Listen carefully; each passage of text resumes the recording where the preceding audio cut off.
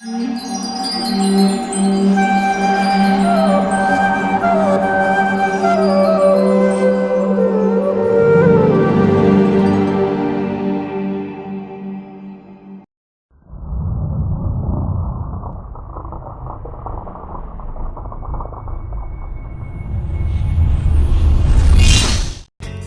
Krishna, welcome to our show Ask Hare Krishna. It is said that knowledge is having the right answer and intelligence is asking the right questions. We have many intelligent questions with us and also the expert to give such knowledgeable answers. Today we have one of the renowned speaker who is famous as spiritual scientist to answer our viewers' question. Please welcome His Grace Chaitanya Charan Prabhu. Chaitanya Charan Prabhu is a monk and spiritual author. He has done his electronic and telecommunication engineering from the Government College of Engineering, Pune, India. Chaitanya Charan Prabhu is a disciple of His Holiness Radhanath Swami Maharaj, who is a senior disciple of His Divine Grace A.C. Bhaktivedanta Swami Prabhupada, the founder of the International Society for Krishna Consciousness. He is practicing Krishna Consciousness for the last 25 years. He is a member of ISKCON's leading intellectual body, the Shastric Advisory Council, and is the associate editor of ISKCON's global magazine Back to Godhead.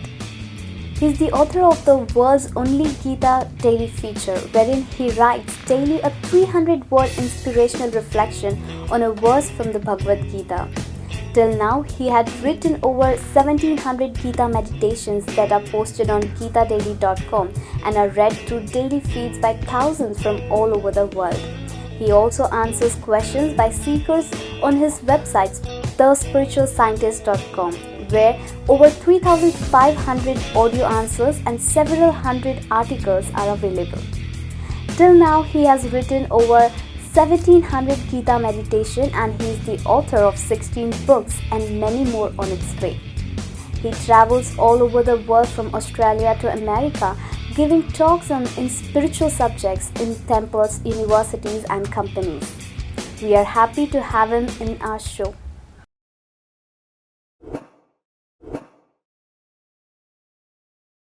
Mr. Rakesh Gudla, working as a software developer in Hyderabad, had asked these questions in the series Understanding Karma by Analyzing Mahabharata. Hare Krishna Prabhu, this is Rakesh Kumar from Hyderabad. Question: why do we accuse Kauravas and Karna for doing wrong and always support Pandavas? It's very surprising. Now the main question here is, if Krishna has planned everything so that no one can use their free will, and even if they want to, it's not going to work because he has already planned. So where is the karma and free will? And moreover, I think what Vyasadeva is, I think what about Vyasadeva is the best scriptwriter and the best marketing manager this world has, these 4 yugas has ever seen, because he has written, which is very, which we cannot even think in this yuga, because he has written Mahabharata, which we can where we can assume things, but we cannot verify, not even one fact, because there is no one alive to verify. And if he has written with this, and even he has written with his own understanding and own assumptions, then now we also understand that Mahabharata is based on, in today's case, we understand Mahabharata based on our own assumption and based on our circumstances. Do you think that we can ever relate what has written to the current world? Moreover, Mahabharata has happened, in some of the different yugas, and how can we even compare those characters and examples to the current world, which I think is completely irrelevant. Very good.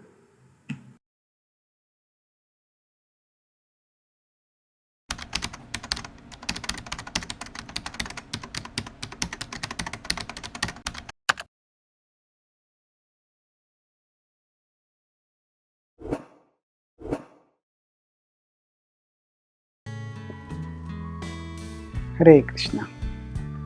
Question: when the Mahabharata occurs at an entirely different time in a different yuga, with circumstances very different, is it even relevant now? Answer: the Mahabharata actually embodies timeless values. Every book has a driving question, and the driving question of the Mahabharata is Kaha Dharma? What is Dharma? That is the question whose answer all the characters in the Mahabharata are seeking. And this is a universal question. The specifics of the situations may vary, say, as compared to today's times, there may be no mystic weapons available. There may not be the gods and the demons whom we see today, but the essential human decisions that we all have to take. What is the right thing to do? What is the wrong thing to do? What is it that we are meant to live for? If we look at the whole Mahabharata, we can easily relate with the situations. And we can see there is virtue, there is greed, there is envy, there is commitment, there is betrayal, there is faithfulness. So the whole panorama of human emotions and human interaction that we see in today's world, they are present at that time also. So the Mahabharat's relevance is because its focus is on understanding the right course of action. What is it that we are meant to do? What is the right thing to do? And for this world, this is a question which everybody at all times has. And that driving question of the Mahabharata is what makes it universal. So even if we feel that some circumstances are different, those circumstances, they alone don't determine the decisions of the characters. The decisions the characters take, they are based on sound ethical considerations which are universal. And we see that Duryodhana has envy for his cousins. And we see that even today there are families in which one set of siblings is envious of another set of siblings.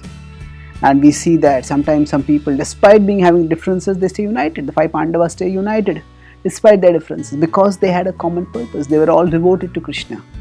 So we can see that also a higher cause uniting some group of diverse people. The essential values that drive the characters, be they good or be they bad, they are some things which you can see across time, place, circumstance. So although the Mahabharata is spoken in a distant age, but as far as the essential driving decisions that the characters take and the values that drive those decisions, those are something which are similar to what we face, and that's how we can learn from the Mahabharata.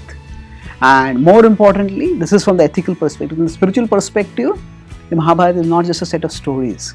It is a set of stories where God Himself, the omnipotent, all-purifying Supreme Krishna, manifests in this world.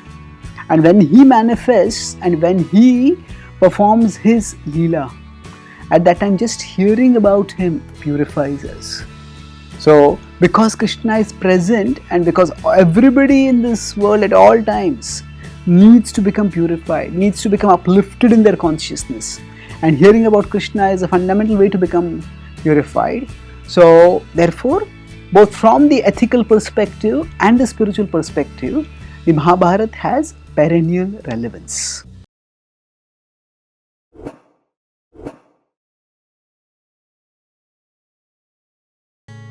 Hare Krishna. Question: has Vyasadeva written such a perfect, he's a perfect stage manager, he's written a perfect script that it is impossible to verify whether it is true or not. It's such a beautiful drama that we enter into it, we become absorbed in it and we don't even understand whether it is real or not. Is there any way to verify what is described in the Mahabharata, whether it is true or not? The answer, when we talk about truth, we have to understand that this obsession with facts, this happened at this time, at this place, exact geography, exact history, this obsession with facts is, in terms of human history, a relatively recent phenomenon. It is only in the post-Newtonian times, since Isaac Newton started measuring, he started the age of science, when measurements became paramount. So it is from that time onwards that history became a tool for literal fact keeping, for recording numbers and facts and figures. But before that, not just in India but all over the world, if you look at the historians in the West, the Greek historians, the Roman historians, and the way they wrote history, they were not so obsessed with facts. History was seen not just as a means for factual record keeping, history was seen as a means for moral instruction. So who did what and what were the consequences and what can we learn from it? That was the primary purpose.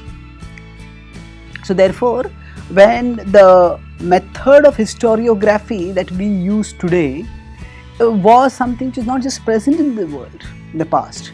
So to try to ask for historical evidence through the prism of modern historiography is like it's like asking to see one thing, it's like asking to see the love in the heart of a person by taking an X-ray of their heart. The instrument and the object to be seen are not compatible. Now this does not mean that what is told in the Mahabharata is not historical, it is just that it is a different kind of history. So having said that, there are geographically Kurukshetra is even now existing.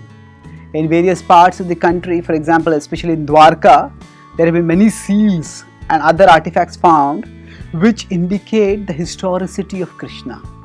That he was a historical person who lived, and he lived in the same place called Dwarka. Of course, this is not the Dwarka city that we have. It is underwater remains of an ancient city, and it is a magnificent city that is described.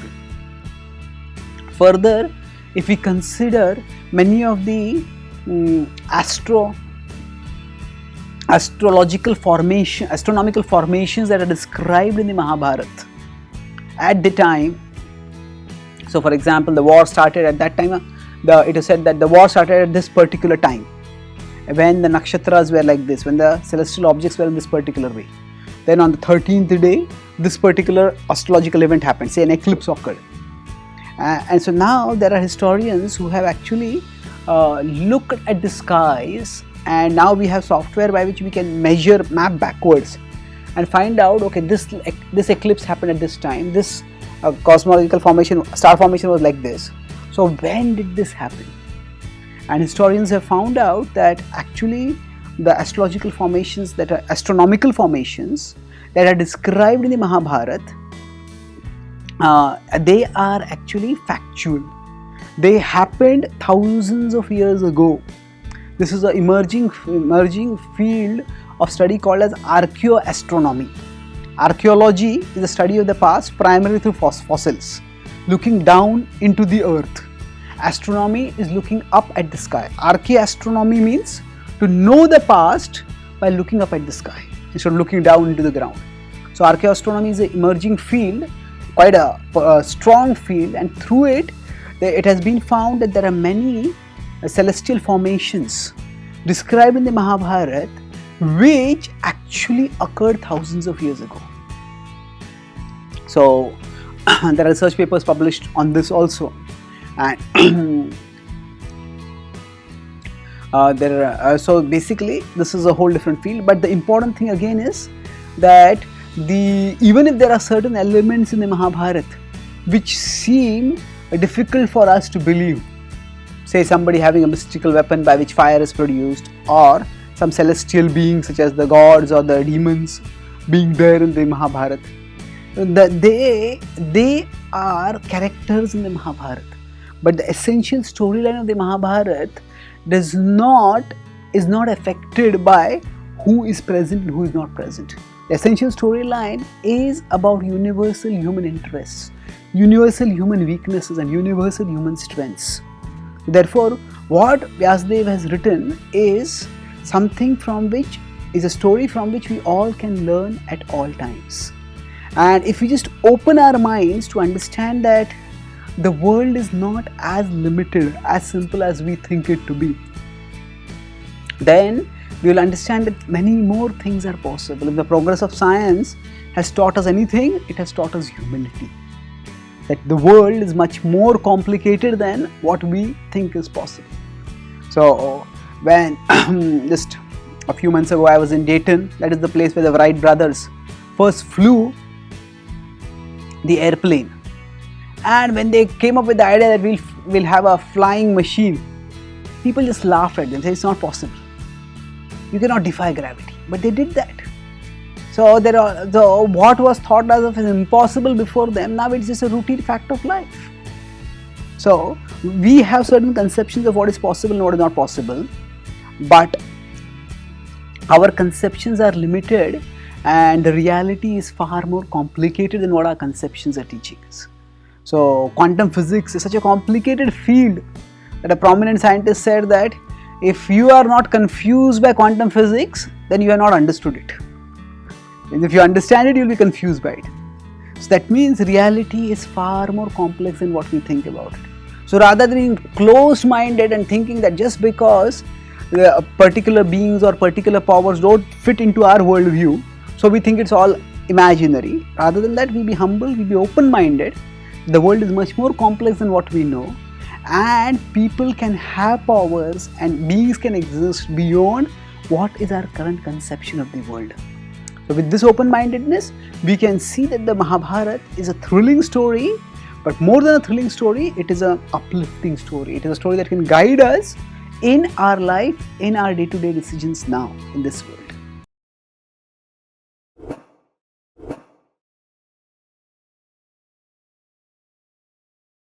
If Krishna has arranged everything in the Mahabharata, if everything is happening by Krishna's plan, then why do we blame the Kauravas and Karna? They had no free will. So they just were acting according to Krishna's plan. There is a fundamental misunderstanding in this question that when we talk about everything is arranged by Krishna, Krishna does not control us. Krishna never takes away our free will. It is when things have happened, we can see them as Krishna's plan and make the best out of them. Krishna is so expert that even when bad things happen, he can bring good out of them. But that does not mean that there is no bad and no good. Actually, there are certain actions which are right, certain actions which are wrong. And we see every one of us has free will. So we could take it in a simple way. First is that scriptures themselves contain guidelines. Do this and don't do this. And now if we had no free will, then what would be the point in scriptures telling us do this and don't do this? In the Vedanta Sutra commentaries, the Acharyas, especially Baldev Vidyabhushan and before him Ramanujacharya, they all point this out that actually the very presence of instructions in scripture about what we should do and what we should not do, it presumes and it establishes the existence of free will, without which there will be no meaning to the instructions. So we all have free will.